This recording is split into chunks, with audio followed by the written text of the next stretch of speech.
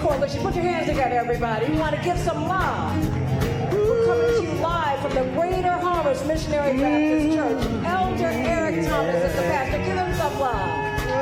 Founding pastor, Reverend Bonnie. Reverend Bonnie coming live from Chicago, Illinois. We're so excited to be with you today as we celebrate so much. There's so much that is going on in Chicago and all around the country. We're watching workers strike all over the country. What we're working to do at Rainbow Push is bring all sides together so everybody can work and we can have a more perfect union. Amen? All right, all right.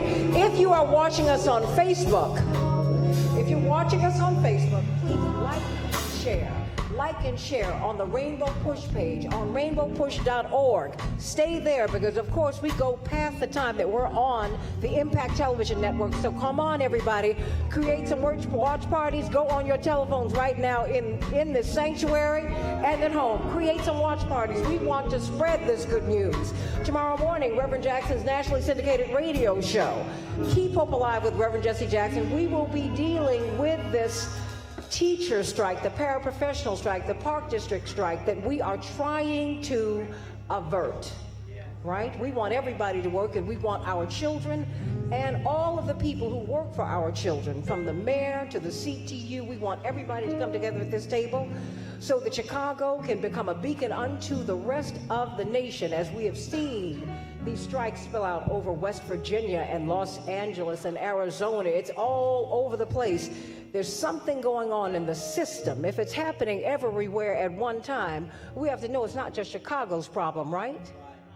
It is a national problem. When Congressman Jesse Jackson Jr. was in Congress, he wrote an education amendment seeking to guarantee equal access to equal high-quality education for all children. That goes not just into the classroom.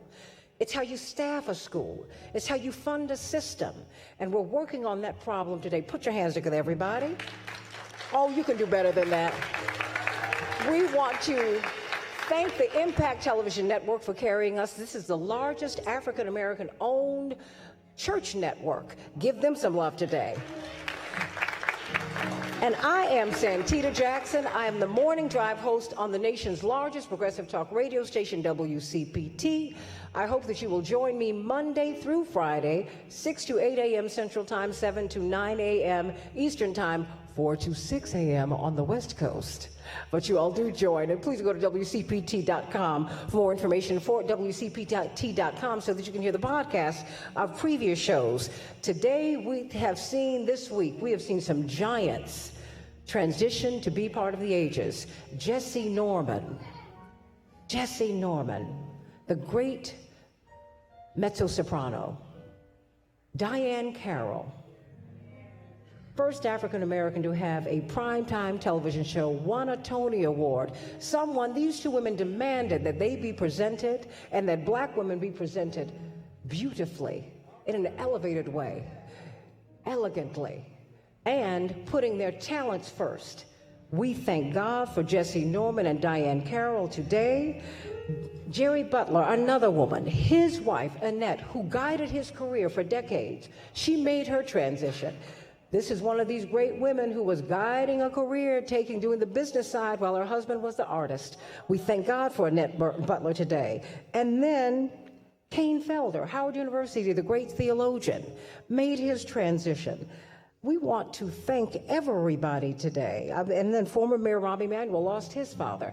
You know what? Absence from the body is presence with the Lord.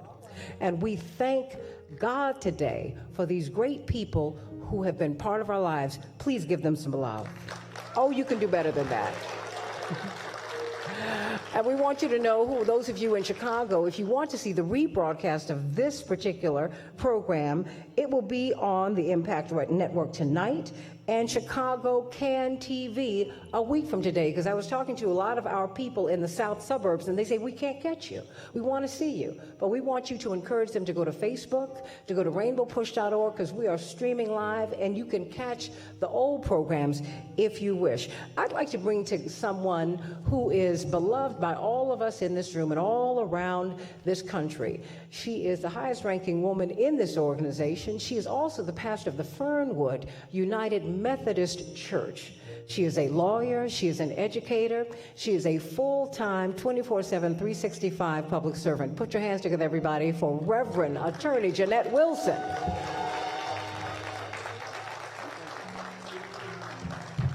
Good morning, Rainbow Push family. As Santita suggested, there's a tremendous crisis in the funding of education across the nation today.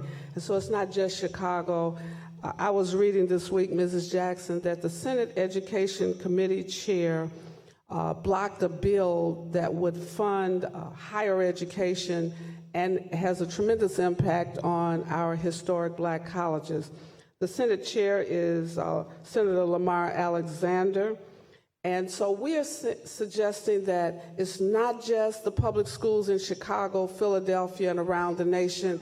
We have a crisis in funding and support for the education of all of our students. And so Reverend Jackson, as he's always done, opens up our Saturday morning broadcast for those who have issues that want to bring their issues to the broader community. This is the Saturday Community Forum. Reverend Jackson calls it the Freedom Forum. And we are free to express our differences, to express the challenges we face in many areas. Today, we're focused on the crisis in public education in the city of Chicago.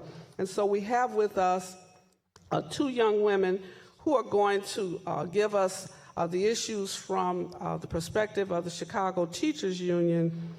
Tamil Evans, she's a CPS parent, teacher assistant, and organizer.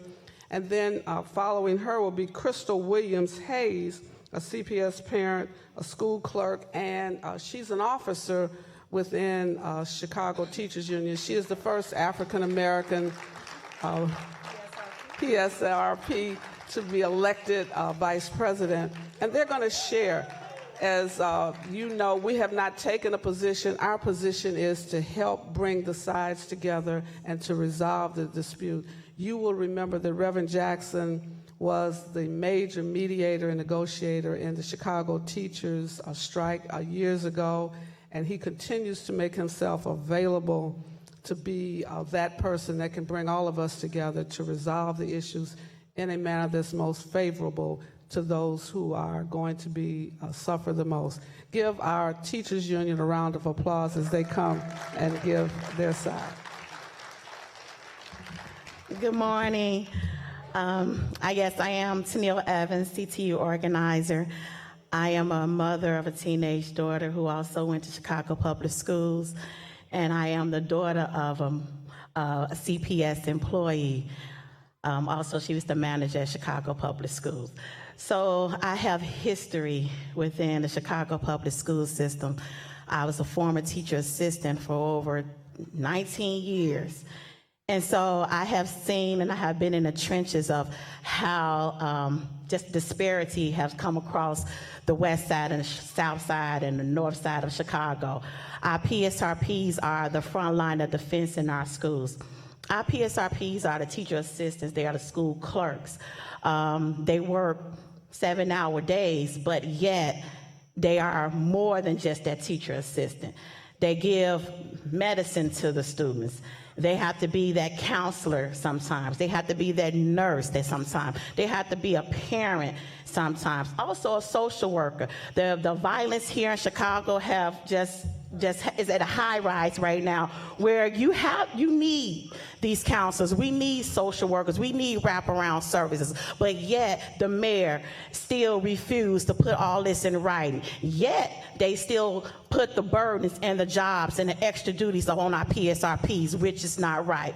We're sick and we're tired of it. We're saying enough is enough. They have the money to allot. They have the money to apply these resources in the school, but yet they will put it on our PSRPs. Yet they will say, you continue to do the work. You continue to do the work while we continue to invest the money down in Lincoln Yards, or we continue to invest the money in high rises. Yet we got to do the job. Enough is enough. We're tired of doing the work when you have the money to invest in our schools. We're tired of when will we reach our American dream? You tell us to go back to school, we go back to school for a bachelor's degree. You tell us to go back to school, we go back to school for a master's degree. When is enough? So then we buy houses, then you want to take the house. Then we try to buy a car, you got to take the car because we live in check to check.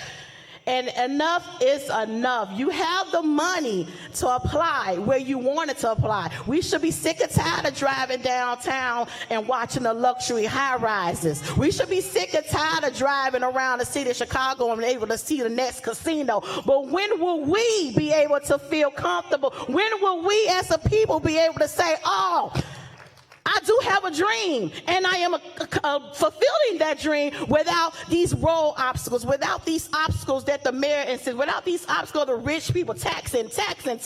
We got grocery tax, we got cigarette tax, we got bag tax, we got liquor tax, we got hotel tax, we tax. Enough is enough. And so we're here today to say, no, we're not asking for much, but we're asking for survival here. Some of our parents and teachers, parents and PSRPs, they students qualify for free lunch. Reduce or probably wages. You should not have to work 30 years. 30 years in any profession and can't make it and have to go to another job to see all the rich downtown with everything, the $3 billion invested. So enough is enough. And we ask that you support our PSRPs and Chicago Teachers Union in this fight, because we're not just fighting for us, we're fighting for you too. We're fighting for your child. We're fighting for your daughter. We're fighting for your son, for the better the future. I had to fight for my child. I had to fight. So I am here standing and fighting. If I got to put that fight for me, for my daughter to have that better future, I will do that. And we ask that you stand with Chicago Teachers Union. How do I follow that? How do I follow that? Tanilla is absolutely right. Krista Williams-Hayes, recording secretary of the Chicago Teachers Union, also the daughter of a retired school clerk, the mother of 3 beautiful girls that graduated from Chicago Public Schools, and the grandmother of an 11-year-old who attends a Chicago Public School. This fight is serious. As she mentioned, we are the backbone of the school. We are the clerks. We are the teacher assistants. We are the computer techs. We are the parent advocates. We are the ones who make sure that the schools are running adequately. You try and close a school without a PSRP and see how it runs. I want to see October the 17th come, and we have not settled. I want to see administrators open the doors to the schools when you got little Johnny that's a runner running out of the building and there's no teacher assistant to help him or her catch that child. I want to see the schools open. When they open and they have little Sharika who wants to run the classroom and there's not a teacher assistant there to help them. I want to see them try to answer the phones and greet the parents as they bring the kids in and there's not a clerk in that building. I want to see how this school is going to run without paraprofessionals in the building and teachers and no park district attendants to take the kids to because the schools have been closed due to a strike. That can all be avoided. The city of Chicago has $1 billion set aside to compensate us for what we're asking in our contract. They have it. It's there. And we're asking for it. We're demanding that they honor our contract and what we are asking for. We are demanding it.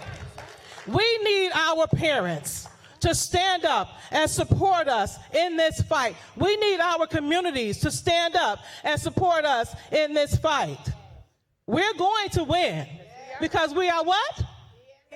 And we are winners. We are winners. So we need you to do that. We just wanted to stop by to let you know, as Neil said, we are everything that's needed in the public schools. We are the black and brown women. If you look on this side of the room, these are women, black, brown, and Latinx women that are running these buildings. We are in these positions. We have taken a choice. A lot of them are educated, well-educated, bachelor's degrees, master's degree, but they have chosen to do the work that they're doing, to serve and be passionate about what they're doing. We want the dignity and respect. We want it written up. We want the board to put everything that they've promised us in writing. The dignity and the respect, put it in writing too. But we deserve it. We ask you to just stand with us and support us as we fight on for education and the schools that our students deserve.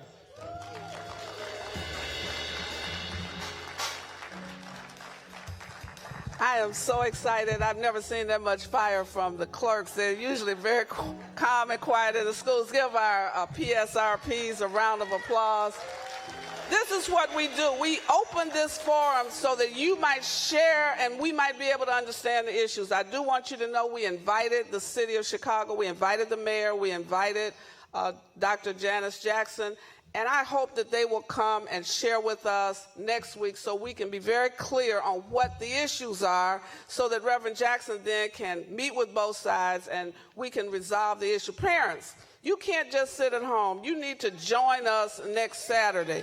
All of the workers, you need to join us next Saturday as we continue to illuminate the issues around education, both at the city, the county, the state, and the federal level. It's your job. We meet every Tuesday night at PUSH.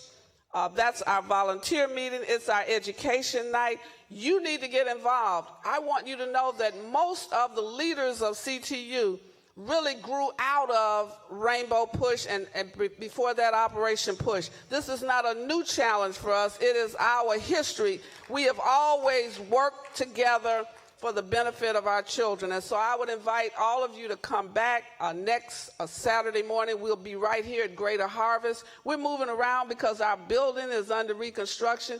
And you know, when you are fixing your house, you just don't invite people in until it's done. And so we want you to know we're here at Greater Harvest. We thank Elder Eric Thomas for opening the doors of this beautiful facility to us. Meet us here next Saturday at 9:30 a.m. We will continue the discussion around fighting for our schools and our children. Ms. Santita Jackson.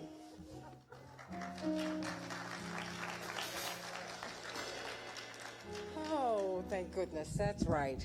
We keep the doors open. Rainbow Push, they're open to everybody. Because at the end of the day, we all have to live together, yes? All right, now give yourselves a round of applause. Next week, we want to see the paraprofessionals, SEIU, the parents, the city of Chicago. We want everybody here, so spread the word, please. We will be right back here next Saturday. And we want to see you all. How many of you watch Greenleaf?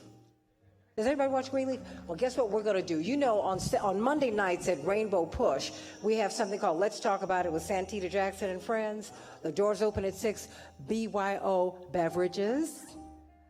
But, you know, we have Facebook Live at 6:45. But you know what? They're bringing up a lot of interesting topics about the Black church and about our families, right? So we're going to be talking about that, and we want you to come on over. Take a little break from all this strike stuff and let's talk, because that's how we live too, yes? Get a little feedback, but it's okay. It's live television. It's all right, all right, all right. We are so excited, and thank you all for being here today. And we thank everybody who is involved in this struggle to really make the Chicago public school system all that it needs to be. We want to give you there's not one side or the other. There's just the truth. And we just want the best system that we can possibly have. Give yourselves a round of applause. Come on, you can do better than that. I went to public schools. I love it.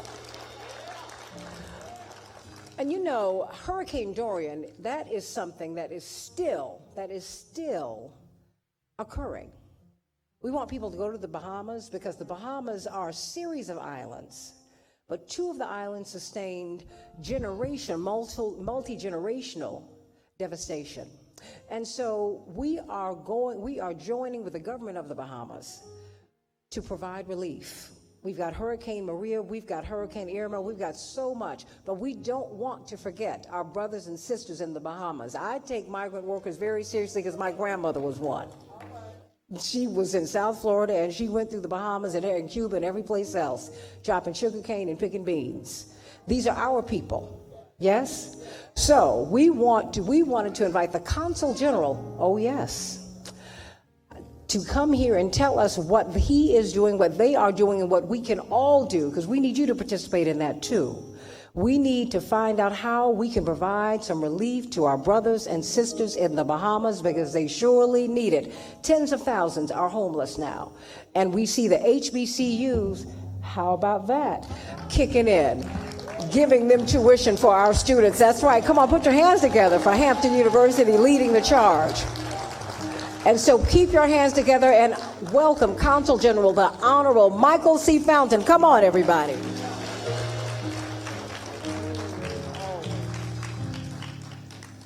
Good morning, Rainbow Push. It has been 36 days. Just 36 days since the face of the Bahamas was changed forever. The cameras have stopped rolling. It does not dominate the news. It is not at the top of the hour. By and large, people have moved on.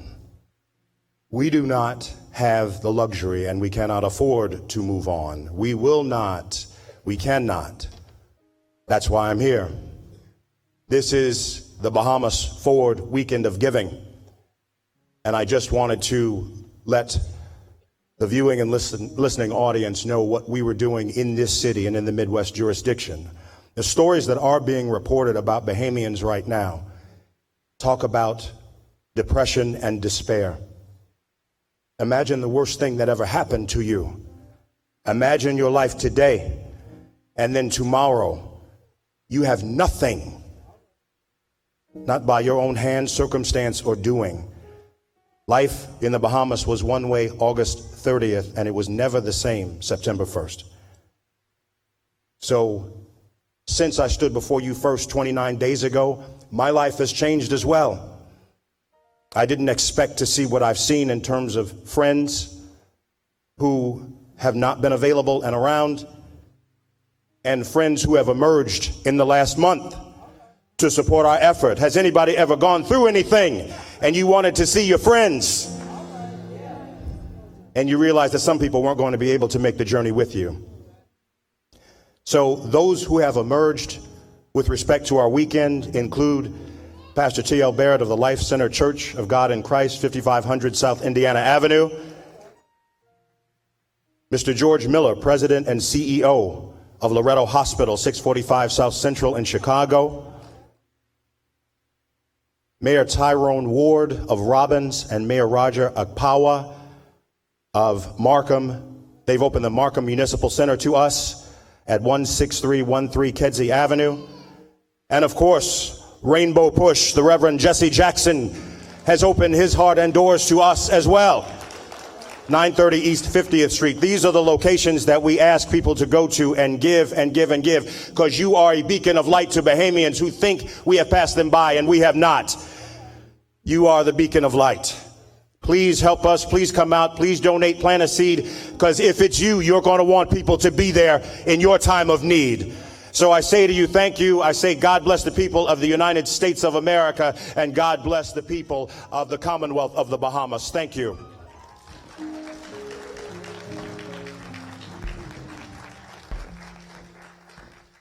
Put your hands together for the people of the Bahamas. Do you know that there was a family that stood for 24 hours at that storm raged? It raged almost 2 days. And can you imagine being on your feet for 24 hours? Yeah, those people are tough. And so as we bring on our oratorical, this little boy who we saw just before we went on the air, James Hall, 6th grader, Children of Peace School. We want to remind the people of the Bahamas, and we want this young man to know, this little boy, and we want all of our young people from Lane College to know that you are somebody. Come on, Maurice Mahan.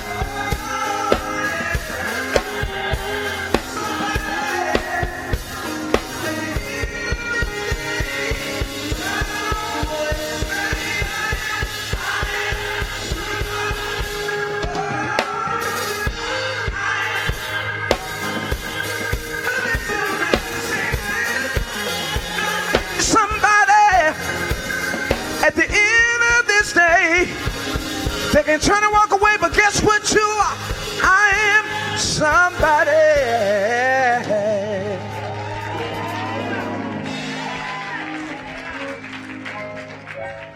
Good morning, Rainbow Push Coalition. My name is James Lassiter Hall, and today I will be reciting an excerpt from Dr. Martin Luther King Jr.'s letter from the Birmingham City Jail.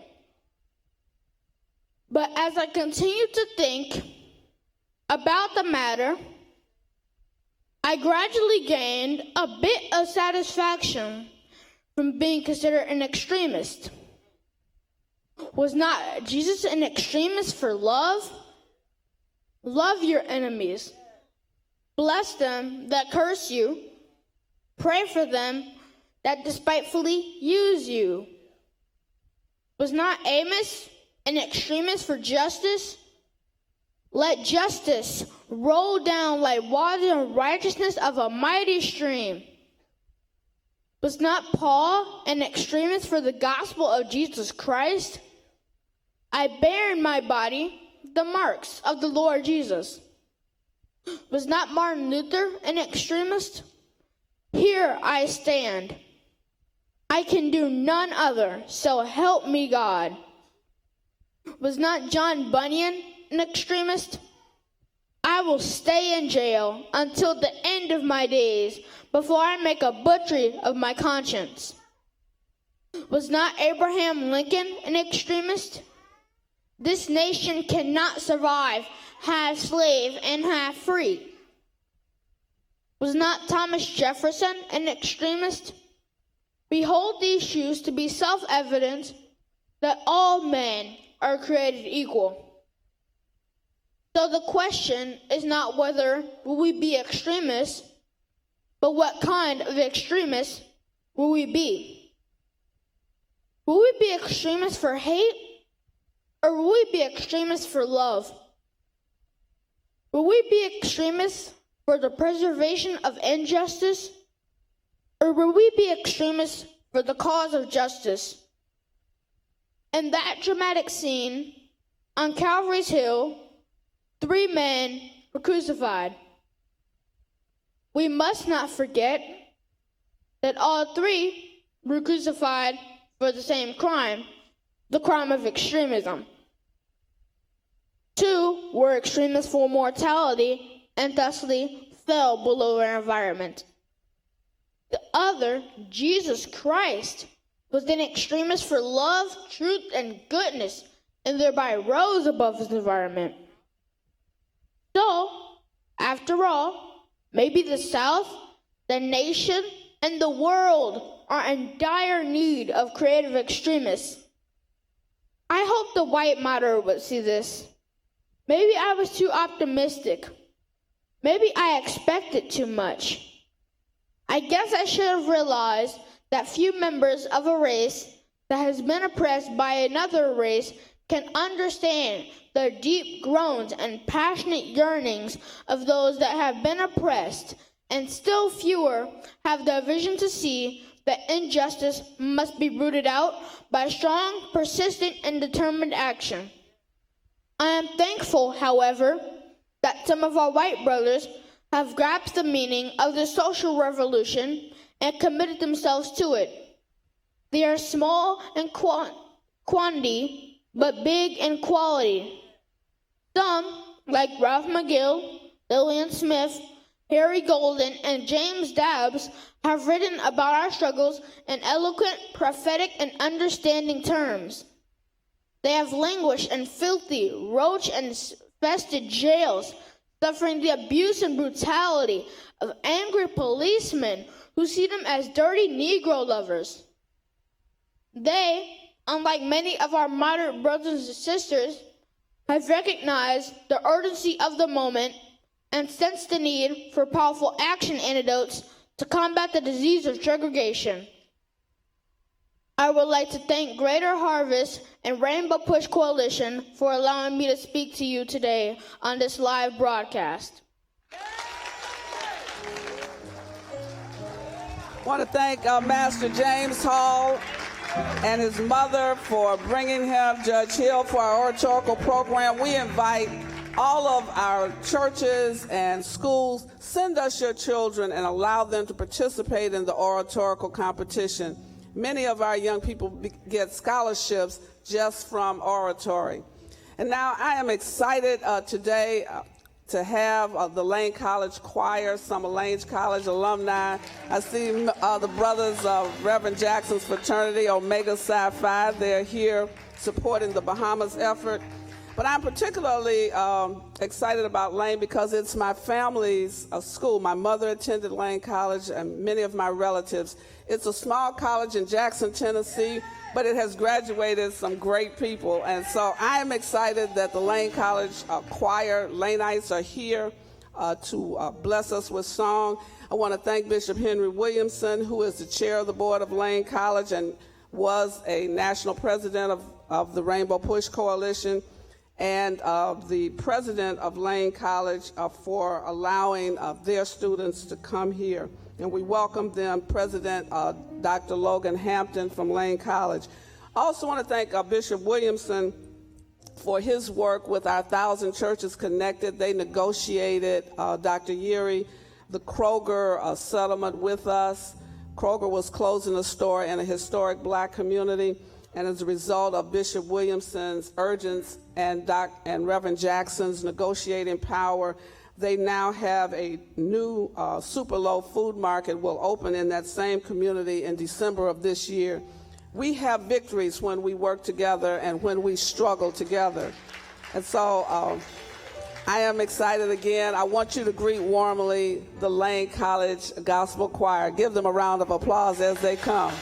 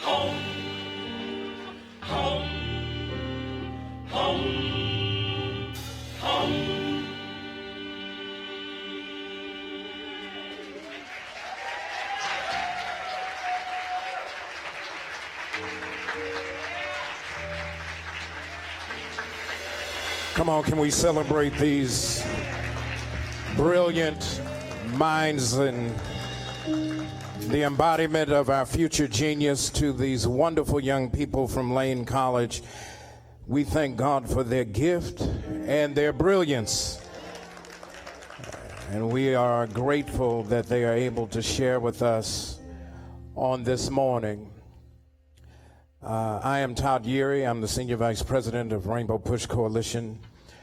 I'm grateful to be able to share with you and to greet you on behalf of our leader, the Reverend Jesse Lewis Jackson Sr., who is in Los Angeles.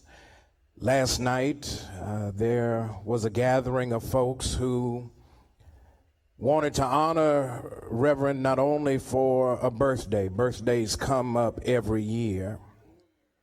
And sometimes one party feels just like another. Last night's gathering was different. Different because it marked a milestone of God's favor on one chosen to advance the interest of those who often have great needs but no voice. Speaking for those who are not in a position to speak for themselves. He gathered as a proud Q. The Omegas are in the house. Y'all, I know y'all probably don't want to bark and throw up. You can throw up some hooks. Y'all can do that. I'm an alpha, so I don't want nobody to get it confused. But it's Greek love. It's Greek love. We thank you for your service and your commitment, your sacrifice to support the efforts in the Bahamas. Last night they gathered to honor one who had sacrificed so much. And as we are on the eve of Reverend Jackson's 78th birthday a couple days from now, the truth be told, and we listen to his story, his perspective on longevity changed in a moment. When Dr. King was assassinated in April of 1968 at 39 years, 2 months, and a few days old. For those who had walked with Dr. King, old age took on a different perspective because of the nature of the fight for justice. Reverend Jackson often tells us that none of Dr. King's disciples expected to live past 39 because when you advocate for justice, it creates tension in the conversation.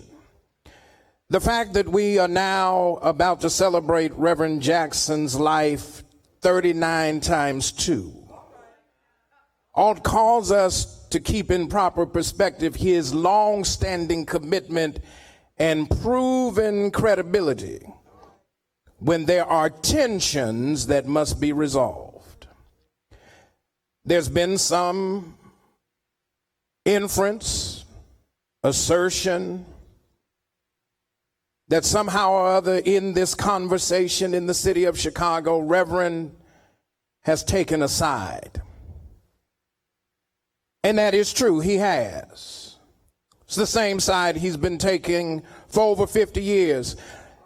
Not for those who are sitting at the table, but for those who are affected by what happens between those sitting at the table. And so if we want to be true about it, there is a side to be taken here, but they're not going to be on the negotiating team for the city or the union, but they're going to be affected by what happens in that conversation. They're not going to have a union card or a city government ID, but what happens in that conversation is going to have an immediate bearing as we look to this date of October the 17th.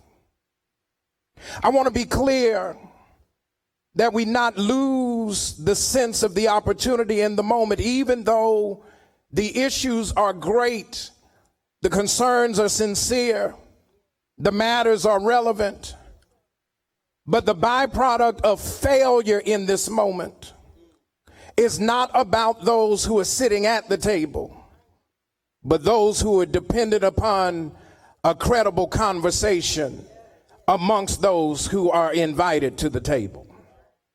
I want to make sure that we don't get caught up in the energy and the excitement of the moment, because we live in a time now where conflict is actually paraded as a value to which we ought to aspire. It is not to be used as a club, but a fuel to inspire us to dig deep and figure out not how do we raise our issue, but how do we honor our issue, hear the other side, and find a collective way to cooperate and reach a resolution. Otherwise, we're just playing a game.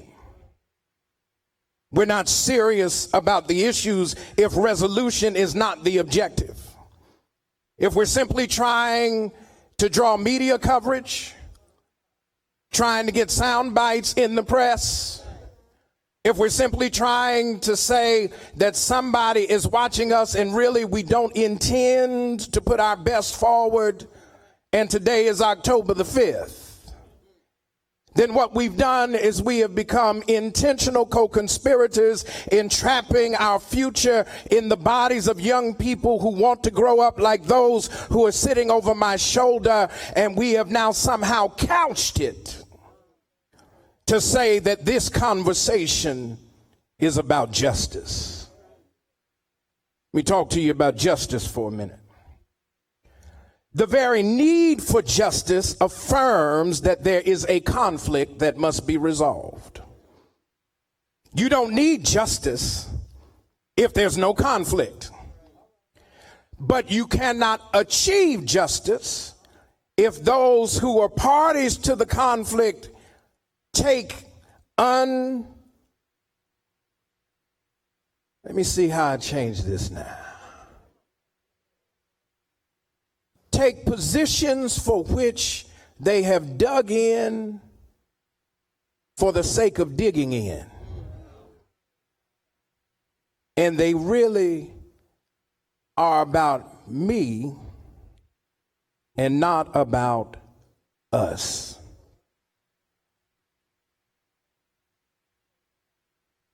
In Luke chapter 7, verse 36, Jesus is invited by a Pharisee one day to come by the house and sit down at the table. And it says that Jesus accepted the invitation, and when he sat at the table, he reclined. Let me talk to you about table talk real quick, because I got to go show my face at a funeral, get on a 2:00 flight, fly back to Baltimore. I know I'm in all kinds of time zones. Y'all pray my strength.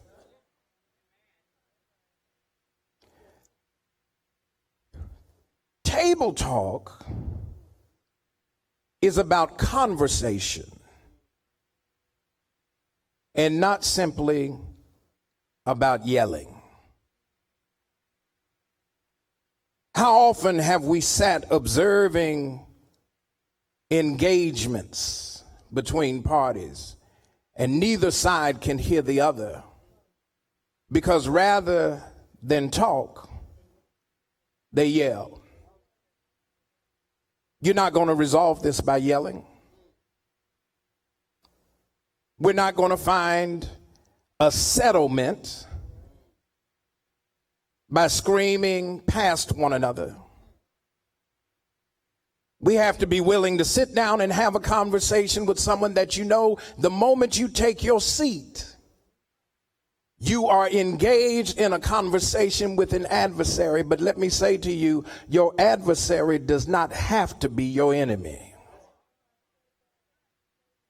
How do we take the tension that God has given us in this moment and use it to create something for which it could not come out if there were no pressure? This ain't about a position. This is about pressure. You don't make diamonds without stress. And if you're going to get a jewel out of this, you got to know how to leverage the pressure for a better outcome that cannot happen if all you're going to do is dig in. If one side or the other only digs in, you'll have the potential for a diamond, but really all you will have is coal. And you can't make a coal. Coal in mediation is like coal in the 21st century. It is an energy source whose utility is very limited. I want to say this real quick, and then I'm going to go to my seat. This ain't really about shouting today. It's about being clear about where we are. Dr. King talked very clearly about timing. If we're not careful, we'll take this moment and miss the timing. This is not about October 17th. As a matter of fact, I heard Mr. Sharkey, when the question was raised the other night, why would you set the date so far out? He actually said it gives us time to negotiate.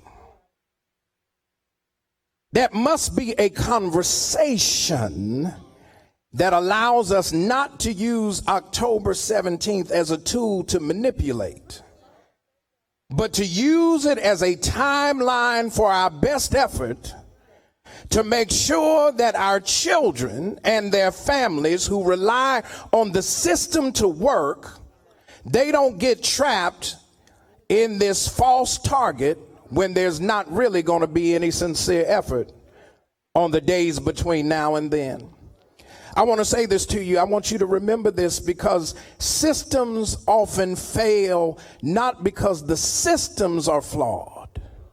Systems often fail because when somebody needs to stand up in the moment and do that which is not necessarily required but is necessary, they miss their window of opportunity.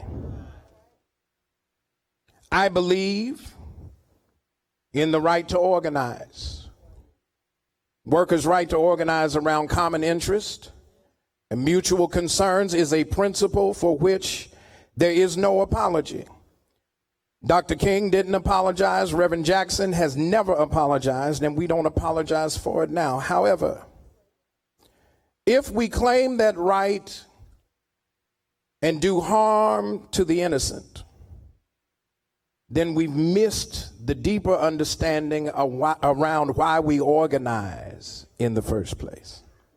Dr. King talked about the fierce urgency of now. This ain't about October the 17th. It's about October 5th and October 6th and then October 7th.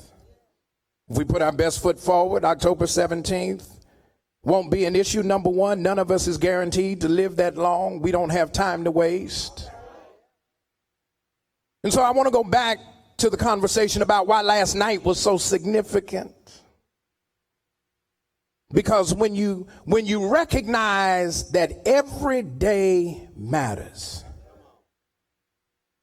This young man, Brother James Small, standing here, our future is before our eyes. We cannot hold it hostage to untenable positions that won't lead to resolution. Council Fountain talked about it only having been 36 days and people have already forgotten what's going on in places that have been devastated. We tend to forget too quickly how we got here in the first place. We forget why education has been so essential to our identity as a people. It's not merely about trying to take a position and demand that which is right. It's to recognize that both sides have a responsibility to reach across the table and achieve resolution. That's what the civil rights movement was about. It wasn't just calling out injustice. It was finding a way to be able to reach across the table to an adversary, trying to make sure that your adversary did not become your enemy. Our children are watching. Reverend Jackson wanted me to share with you that he's going to be an advocate for the process. It's not about taking sides. It's about standing firm, making sure that both sides put the best of who they are on the table so that the negotiated settlement benefits those who have no seat at the table. So now that we've had the moments and the cameras have come and most of them have gone, just like the cameras left the Bahamas, it's now up to the fortitude of the people to sit down at the table and talk. If you talk, you'll find out you got some things in common. If you talk, you'll find that you have an opportunity to do some good, even while you're working out your differences. If you talk, you'll recognize that October 17th, instead of it being a target date for a walkout, it'll be the date that we celebrate the collective rallying around investing in the future of our children, their families, and their communities. Let's keep October 17th on the calendar, but let's not make it a day to be walking out. Let's make it a day that we will stand up, celebrate our children, invest in their future, and as Reverend would say, keep hope alive.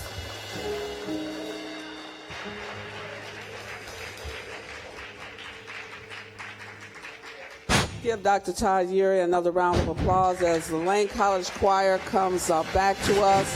This is the opportunity for those of you who are watching to become members or listening to become members of the Rainbow Push Coalition.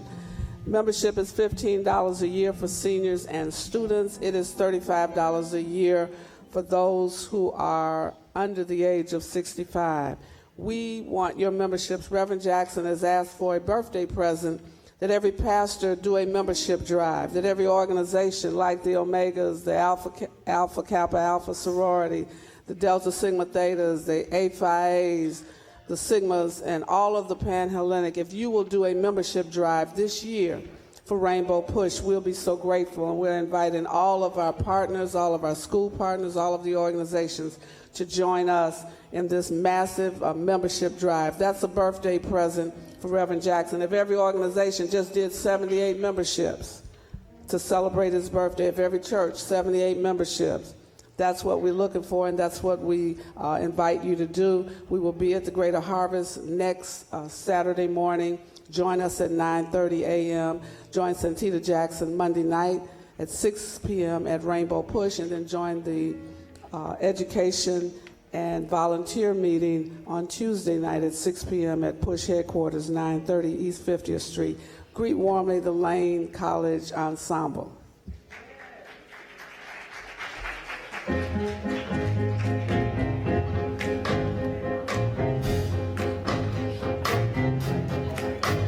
When Israel was in Egypt land, let my people go. Oh, pressed so hard that he could not stand. My people go. For now Moses went down in Egypt land to Lord Pharaoh.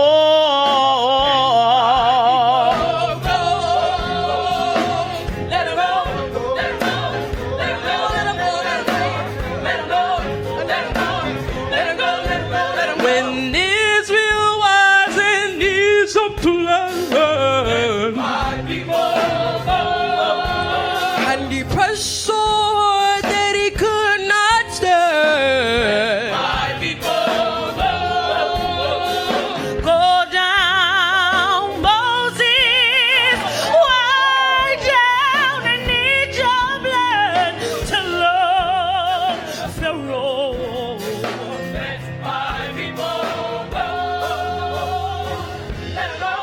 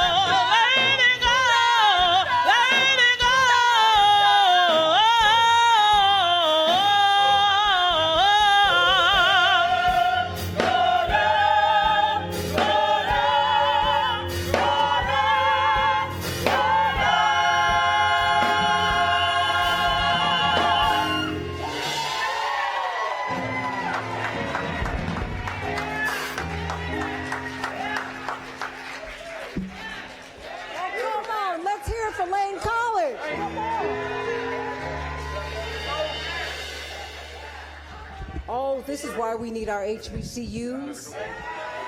Yes, we do, where our children can truly be themselves and learn about our precious heritage. That's right, that's right. One more time for the Lane College Choir. Mom, you remember when our babysitter, Cynthia Travis, went to Lane, right? Yes, she did. Look, I was so hurt when she left. She was our babysitter. But we were very excited to see her go, and she never came back. She never came back. But we love our HBCUs, and we love all of our students. You all are such great talents. Listen to that. And the directress, Maestro, what is your name? Mrs. Alexis Rainbow, Maestro Rainbow. Give her some applause. Please stand and take your bow. Stand and take your bow, Maestro. Come on now.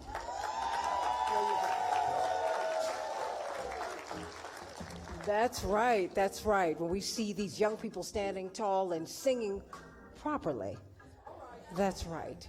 No, that's important because it is as much science as it is craft. And they are understanding that they can sing the Negro spirituals, they can sing the hymns, they can sing the African-American influenced music of the good news, the gospel music. They can sing it all, and they know how to sing it so that they can preserve their voices. Yes? And they can go on tour anywhere. And so we are so glad to have them today. I want to reemphasize your point. And I want you to come forward, Pastor. We are a volunteer-driven organization. We've never been staff-heavy and volunteer-light. Couldn't afford to do the work that Dr. King hired Reverend Jackson to do, which he was doing before Dr. King hired him to do it. He was a volunteer first. Mrs. Lucille Conway Lohman was a volunteer first. Gary Masoni was a volunteer first. David, oh my goodness, I can't believe David Wallace, my Uncle David, oh no, this is like my father's best friend. These people, Gary Masoni and his wife picked me up out the car when my parents pulled up to the dormitory. It was just a momentary lapse. I could never forget David Wallace. These people were these are the first people that Reverend hired, because David Wallace and Gary Masoni were his classmates. And then Reverend Evans was kind enough to let us have his secretary, the woman who built his church, Mrs. Lucille Conway Lohman. I'm just trying to give you some history here, because it's always been a church-based organization. The church structure, we have volunteers, so we want you to come to the volunteer meeting on Tuesday, but we need you for the work that we do every day of the week. We're open 6 days a week, 7 if we need to be. And I'm going to turn the microphone over to the pastor so that you can understand we really need your support. We need you to contribute to the organization. Freedom is not free. You cannot ride to freedom on Pharaoh's chariot. We have to pay for freedom ourselves. Don't you understand that? And so we need you to help us, mighty brothers of Omega Psi-Phi. Delta's in the house, and so is an AKA. And I told you, Zeta Phi Beta Sigma Gamma Rho, and then all the other guys. I'm loving you, the alphas and all y'all. That having been said, we need your support. We really, really need your support to keep the doors open, more than that, to keep the work going. Amen? Oh. Wow, I'm glad I'm not by myself. Listen, Santita has already given us an appeal and a way to think about this and frame it. Let me just add to that and echo by saying that I flew from Burlington, Vermont this morning to get my freedom praise on. Yeah. And my desire is to continue to help fund the movement. I used to say freedom ain't free. I used to say that. Here's what I'm saying now. I'm changing that slightly today. I'm modifying my comment by saying, even if freedom is free, the fight for freedom is not. It requires for us to undergird it and support it with resources. And so we have to create some fiscal resource. That's us being able to give out of our own pockets. And then we also have to create some human resources. That's us getting our hands on the plow and participating in the struggle. You got up this morning because you thought it was necessary to get involved using your human resource, and we thank you for it.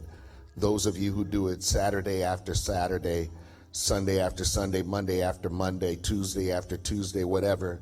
We appreciate the efforts that you make on a continuous basis. I am amazed, y'all, at the go-get-it spirit that Reverend Jackson continues to exhibit even at 78 years old. Mama J, I have a hard time keeping up with Reverend.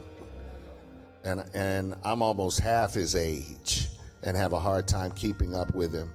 And it's that kind of fight and that spirit that infuse within us the desire to keep the movement going.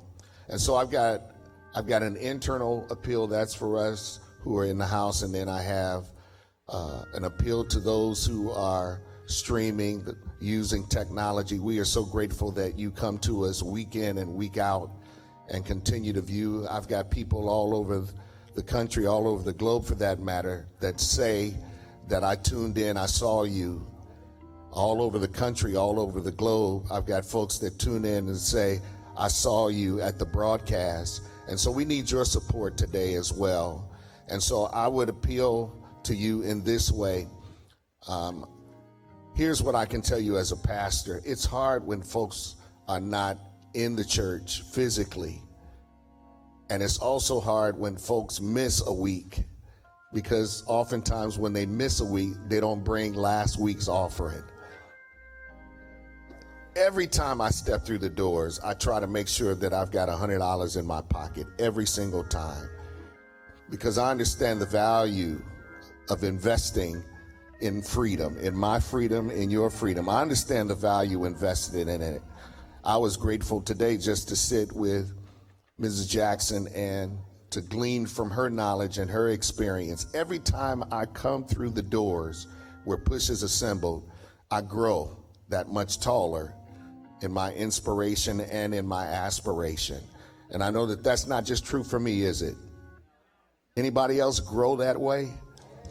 All right. And so here's what I want to do. And there may be some folks, the Q's are in the house. Y'all were with me last Sunday. Some of y'all were at my church registering voters last week. We're glad to see you. Some of y'all may decide to join me, and there may be some others. I've got my 100 this week and my 100 from last week, as I was out of town last week.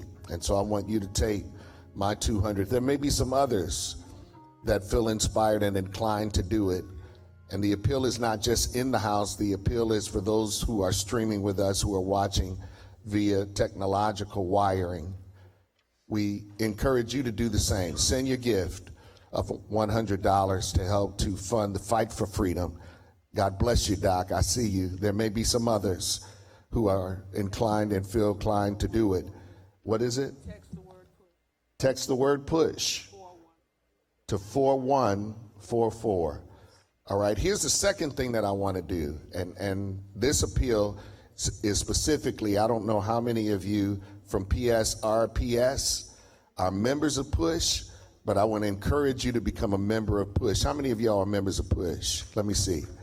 If you're not a member of Push, here's what we say all the time. Don't come and need Push without being a contributor to Push. Y'all hear what I'm saying? Anybody got some kids, some grandkids, some nephews and nieces that call you only? Talk back to me in here. And you know how salty you get in your spirit when they call you. And the only time they call you is when they need something. And we want to encourage you. We want to inspire you today. Today is a good day to become a member of Push. For the cost of a book, you can become a member of Push. All you have to do is get an envelope and fill it out and put your $30-some contribution in it, and you instantaneously, look, within 2 weeks, you're going to get your own membership card that has Reverend's picture on it and keeps you connected to keeping hope alive all across the globe. So we encourage you. Anybody else on this side, you're not a member of Push. The Omega Psi Phi brothers, not a member of Push. We would encourage you to do it. These students, these dynamic students from Lane College, excuse me. Y'all bless my spirit today. Listen, Any of you who's not a member of PUSH, we encourage you to become a member of PUSH. It's the cost of a textbook. It's cheaper. It's $15 for students. What we would encourage you to do is get an envelope and become a member of PUSH. Listen, if y'all need some place to sing tomorrow, I got a church for you at 9:30. I got a church for you. I got a church for y'all. We'll talk after. Listen, anybody that hasn't had a chance to give, what we would encourage you to do, whatever you have, whatever your contribution might be, we can give electronically. You can give through Swipe. Anybody that is willing to give, come on, stand up. Anybody, come on, stand up. Reverend, you took that check away. I was going to acknowledge who that was. Somebody made a contribution. Who was that? Tip. That's it. Come on, bring your gifts. Listen, Lane College membership just sent 7 members. Oh no, you're paying for 7 members? Somebody is making a contribution for 7 of y'all to become members of PUSH. Thank you, Doctor. Yeah. Appreciate you so much. Brother Pio Sr., God bless you, man. Trusting Thank in you His so holy much. word. Come on, bring your He's never gifts. failed me yet. Bring your contributions. Sing no, can't turn around. We come this far by faith. Y'all know. Give this We brother a hand come again. He's this Sugar Shaw. far by faith. Lean on the Lord, trusting in His holy word. He's never failed. Singing no, turn around. We come this far by faith. Oh, we come. Brothers from Amigo Sci-Fi, thank you so much. We appreciate you so much. Oh, trusting in His holy word. He's never failed me yet. Singing no.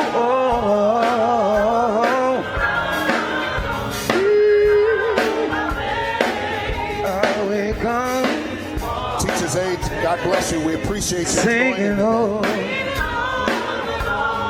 yeah, trusting in His holy word. He's never failed me. Oh, singing oh, we come,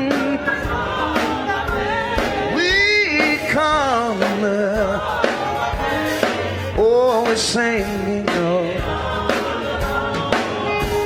Trusting each and every day we're leaning on God, singing come this far by Everybody stand on your feet. Everybody stand on your feet. We're getting ready to go home. We're getting ready to take freedom to the streets.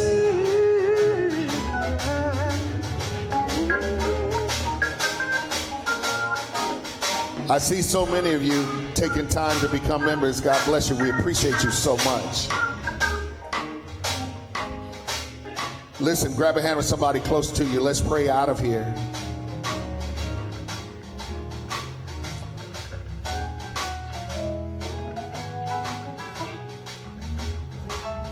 Our God, we thank you for the opportunity to gather one more Saturday morning to be inspired by words that were imparted upon us, songs that were sung, that bring us back to our rich tradition and our rich heritage, reminding us of the struggle that we've come over and come through.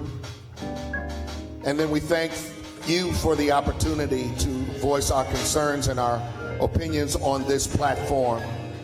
We know that the only way that we can reach success in the future is to have a unified spirit. And so we ask that you cover those who have come seeking justice and seeking righteousness from this place. Order our steps, regulate our minds, inspire our hearts, And as we encounter those that we encounter as we leave this place, let a little bit of you show up through us so that it infuse within them the spirit to keep on fighting. And now grace, mercy, and truth, love of God, and sweet communion of the Holy Spirit rest, rule, and abide with these your people, now, henceforth, and forever. Hug somebody and tell them, keep hope alive.